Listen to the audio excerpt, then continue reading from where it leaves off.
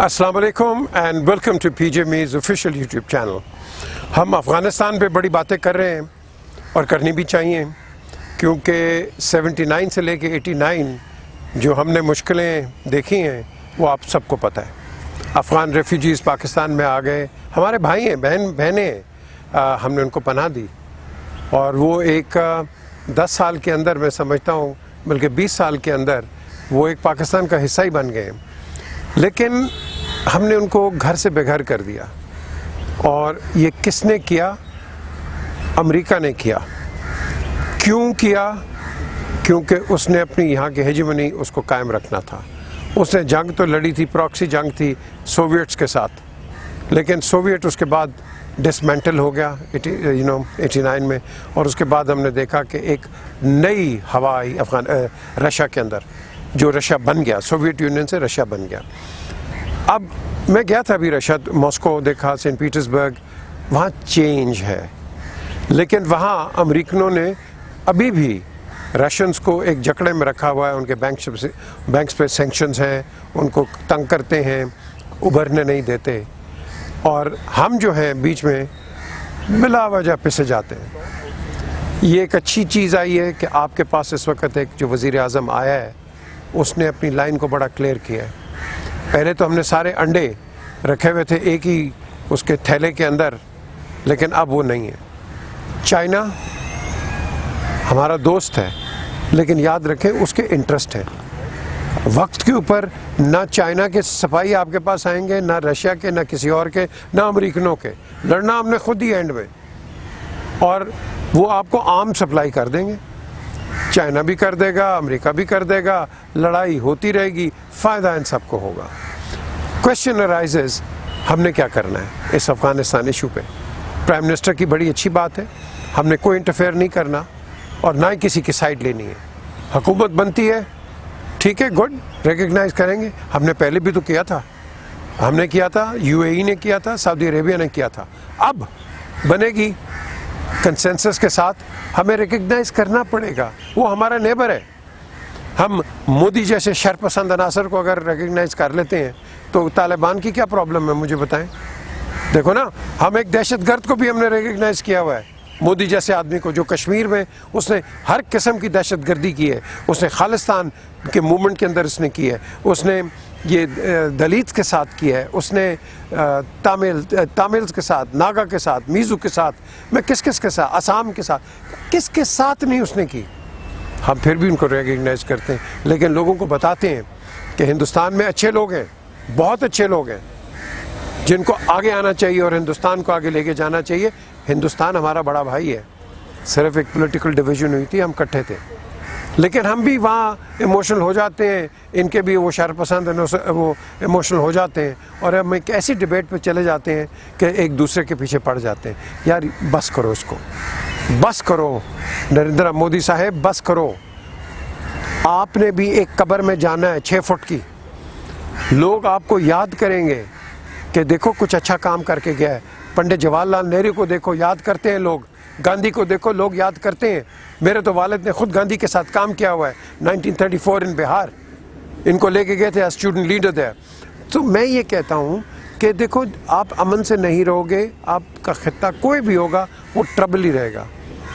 हिंदुस्तान में गरीब लोग हैं, पाकिस्तान में गरीब लोग हैं, बांग्लादेश में गरीब है, बर्मा में गरीब है, उसके अलावा श्रीलंका में। हम पूरे खित्ते को कर क्या रहे हैं इसके साथ? हमने इस खित्ते को स्टेबलाइज करना है मिल के। आपने अनाप पकड़ ली है, नहीं पाकिस्तान के ख़िलाफ़ हमने साजिशें करती रहनी है। बेटा, हर एक्शन के साथ रिएक्शन है।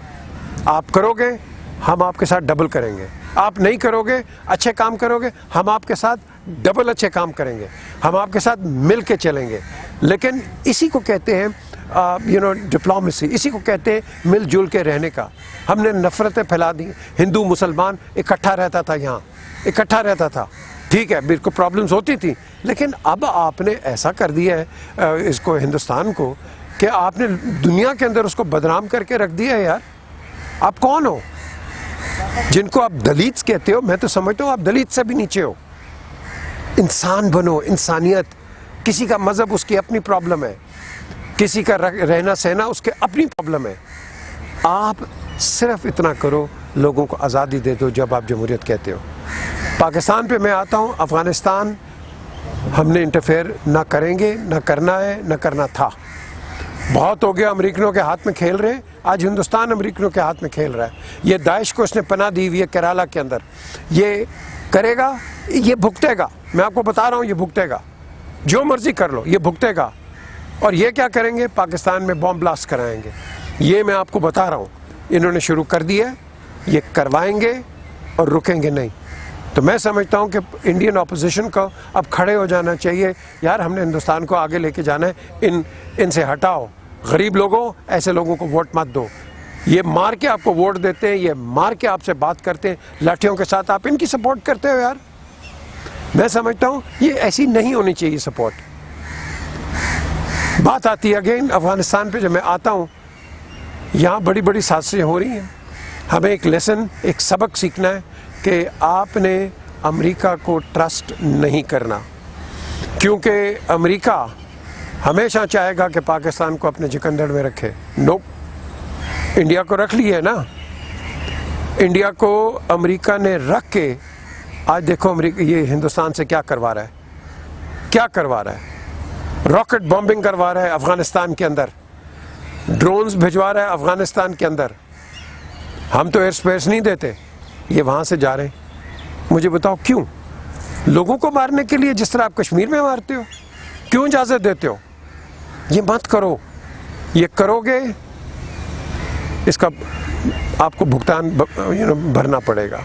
میں نے یہی اس پہ بات کرنی تھی کہ افغانی ریفیوجیز آئیں گے. ایک تو میں حکومت کو یہ کہوں گا, ان کے کووڈ کے پورے SOPs آپ طے رکھیں, اور کووڈ کے علاوہ کسی کو مت اندر آنے دیں. اور یہ جو بھی بات چل رہی ہے امریکن سولجرز آئیں, یہ ٹرانزٹ میں ہیں اس وقت اسلام آباد میں, اور اس کے بعد ان کو ایویکیو کر دینا چاہیے. افسوس یہ ہے کہ ان کی جانیں بھی اس وقت سیف نہیں ہیں. یہ 3-4 ہزار آدمی کیا کریں گے؟ آ رہے ہیں یہاں سے باہر جا رہے ہیں. سو بیسکلی اس پہ بھی کوئی خدشے کی ضرورت نہیں. ہاں جی یہ یہاں کیوں آئے ہیں, یہ کیا ہو گیا؟ اور بھائی ٹرانزٹ میں آئے, کہاں جائیں گے؟ ایران جائیں گے. First port is Pakistan. So Pakistan on humanitarian grounds, on political grounds, on diplomacy grounds, وہ ان کو اجازت دے گا. کیوں نہیں دے گا؟ کسی کو بھی دے گا. میں تو کہہ رہا ہوں کہ اگر کوئی ہندوستانی ادھر پھنسا ہوا ہے, ہم اس کو بھی کہیں گے آؤ یہاں فرسٹ اسٹاپ کر کے انڈیا چلے جاؤ. سو اس کو ہم کہتے ہیں ڈپلومیسی, اور اس کو ہم نے آگے لے کے بڑھنا ہے. لڑائی سے کوئی کچھ نہیں ملے گا, کبھی بھی نہیں ملے گا. 2000 سال لے لو, اس خطے کے اندر لڑائی ہوئی ہیں, آج تک کچھ ہوا ہے؟ کچھ نہیں ہوا.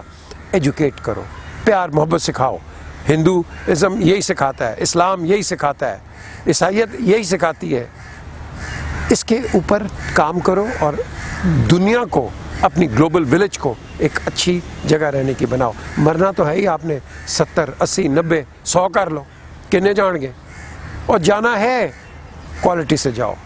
لک آفٹر پاکستان. خدا حافظ.